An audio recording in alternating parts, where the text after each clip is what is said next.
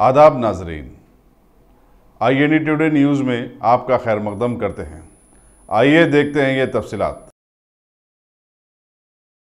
AIMIM president barrister Asaduddin Owaisi उम्मीदवार पार्लिमानी हल्के हैदराबाद की इंतखाबी मुहिम के तहत कारवान MLA कौसर मोहिउद्दीन ने हल्के कारवान के गोलकुंडा और लंगर हाउस डिवीज़न के इलाके Afsar Khan colony, Ahmad colony, company Bagh, Baghdad colony, Huda park, Lakshmi Nagar, Prashant Nagar, Gandhi Nagar, Ambedkar Nagar, Bapu Nagar और पेंशनपुरा का पैदल दौरा किया, जिसमें नानानगर कॉरपोरेटर मोहम्मद नसीरुद्दीन और कारवान कॉरपोरेटर M राजेंद्र यादव और कारवान हल्के के नुमाइंदा कॉरपोरेटर्स पार्टी कारकुनों की कसीर तादाद मौजूद थी।